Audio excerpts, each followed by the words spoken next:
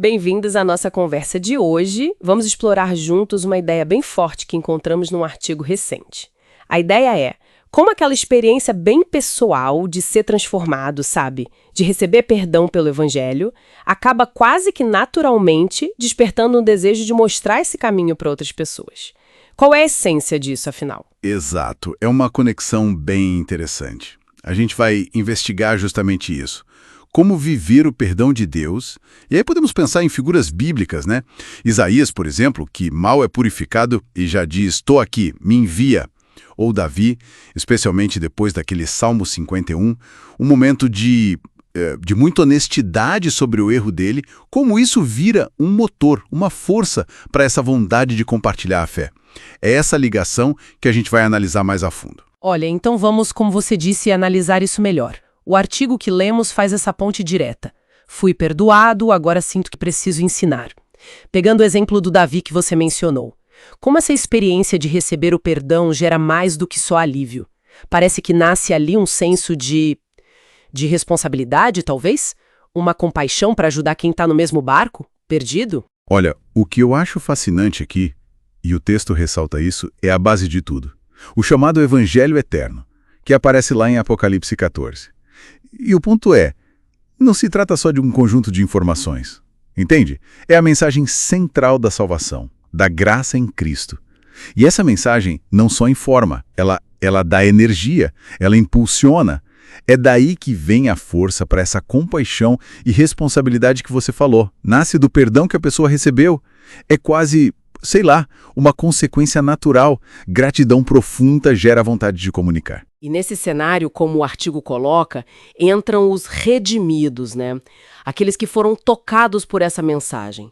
O texto diz que eles se tornam a voz ativa de Deus. Mas como isso acontece na prática?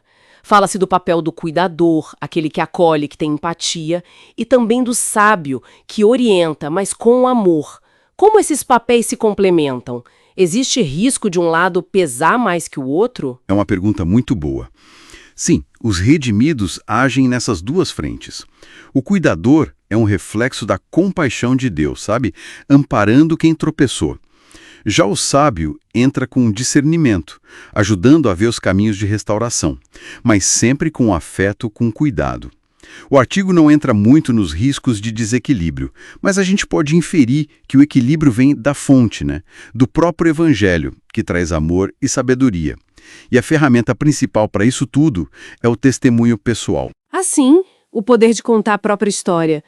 Por que você acha que compartilhar a vivência pessoal é tão potente nesse ensino? Talvez mais do que só, sei lá, explicar a teoria. Se a gente conectar isso tudo, o testemunho pessoal dá rosto à mensagem, né? Torna tudo humano, a honestidade de dizer, olha, isso aconteceu comigo, essa mudança é real na minha vida. Isso cria uma ponte direta com o outro. A vulnerabilidade tem um poder enorme, ela desarma as defesas e mostra que a transformação não é só uma ideia bonita, mas algo possível, concreto. Sai da teoria e toca na vida real das pessoas. E aí entra um ponto bem interessante. O artigo não ignora o nosso tempo, né?